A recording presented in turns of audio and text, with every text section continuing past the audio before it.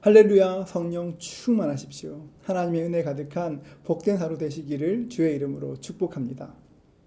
오늘 우리가 함께 읽을 하나님 말씀은 야고보서와 베드로전서, 베드로후서입니다. 저는 아주 예전에 저의 어린 시절을 보냈던 모교회에서 설교한 적이 있었습니다. 나름 은혜롭게 설교했다고 생각했는데 그 표정들을 보니까 은혜 받는 표정보다는 그저 흐뭇한, 목사님 내 큰아들 잘 컸네, 이 정도 그런 반응들이었습니다. 제 어린 때를 아시니까 아무래도 또 그렇게 반응하실 것 같습니다. 이런 이야기를 하는 것이 야고보서는 예수님의 동생 야고보가 기록한 말씀입니다. 마가복음에 보면 예수님의 가족들이 예수님을 붙들러 나왔습니다. 예수님께서 미쳤다고 생각했기 때문에 붙들러 나온 것이었습니다. 학자들은 예수님을 붙들러 나왔던 그 가족 중에 야고보가 있었을 것이라고 생각합니다.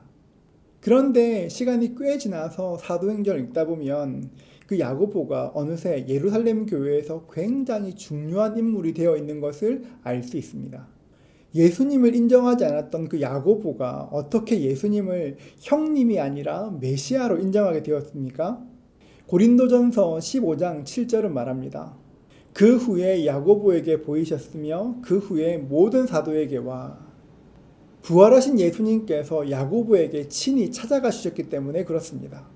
부활하신 예수님을 만났고 오순절에 성령 강림을 경험했기 때문에 야고보에게 예수님은 형님이 아니라 예수 그리스도 메시아가 된 것입니다. 저는 여러분의 가정에도 이 은혜가 있기를 축복합니다. 혹시 복음에 강팍한 그런 가족이 있습니까? 주님께서 친히 찾아가 주셔서 말씀해 주시고 주님을 계시하는 그 은혜가 있으시기를 주님의 이름으로 축복합니다. 야고보가 이 편지를 쓸 당시에 성도들은 거센 박해 때문에 곳곳에 흩어져 있었습니다. 예수 믿는 것 때문에 뿔뿔이 흩어졌는데 또 피난 가니까 거기서도 또 박해를 당했습니다. 그리고 어떤 사람들은 도망간 그곳에서 하나님의 백성답지 못한 행동을 했고 오히려 교회를 더럽히는 삶을 살고 있었습니다. 예수를 믿는다고 하지만 여전히 교회에는 차별이 있었고 사치와 방종, 헛된 맹세 같은 문제들이 여전히 있었습니다. 그래서 야고보가 말합니다. 성도들아, 너희는 믿음에 합당한 삶을 살아라. 너희의 믿음을 삶으로 증명하라. 이렇게 이야기하는 것입니다. 우리가 믿음으로 살다 보면 때때로 세상에서 손해볼 때도 있습니다. 그럼에도 불구하고 우리가 믿음으로 살아야 하는 이유가 무엇입니까?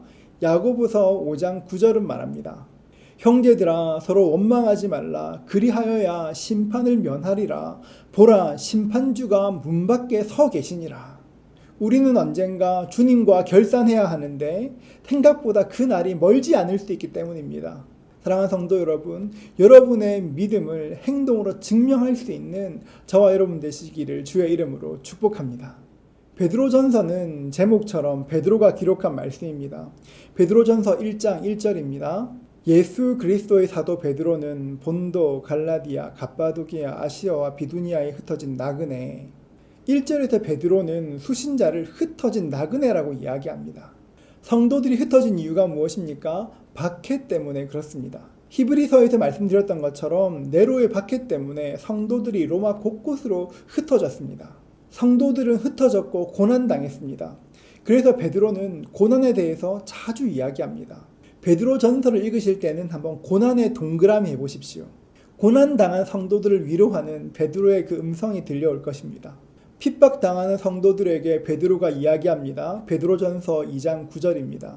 그러나 너희는 택하신 족속이요 왕같은 제사장들이요 거룩한 나라요 그의 소유가 된 백성이니 이는 너희를 어두운 데서 불러내어 그의 기이한 빛에 들어가게 하신 이의 아름다운 덕을 선포하게 하려 하심이라. 고난당한 성도들을 향해서 갑자기 너희는 택하신 족속이요 왕같은 제사장들이요 거룩한 나라요 그의 소유된 백성이라고 이렇게 이야기하는 이유가 무엇이겠습니까? 내가 누구인지 알면 상황을 보는 눈이 달라집니다. 견딜 수 있는 힘이 생깁니다. 그리고 이야기합니다. 베드로전서 2장 21절입니다. 이를 위하여 너희가 부르심을 받았으니 그리스도도 너희를 위하여 고난을 받으사 너희에게 본을 끼쳐 그 자취를 따라오게 하려 하셨느니라. 베드로가 말하는 것이 무엇입니까? 우리 주님도 고난 받았다는 것입니다.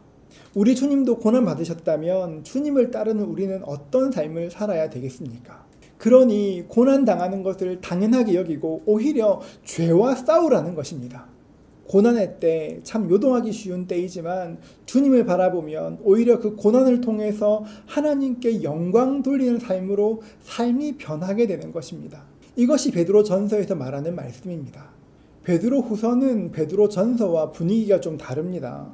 베드로 후서를 쓸 때 베드로는 이제 죽음을 목전에 앞두고 있었습니다. 베드로 후서 1장 14절입니다. 이는 우리 주 예수 그리스도께서 내게 지시하신 것 같이 나도 나의 장막을 벗어날 것이 임박한 줄을 알미라. 나도 장막을 벗어날 그 날이 별로 멀지 않았다.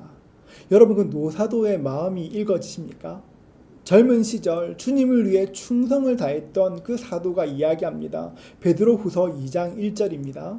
그러나 백성 가운데 또한 거짓 선지자들이 일어났었나니 이와 같이 너희 중에도 거짓 선생들이 있으리라.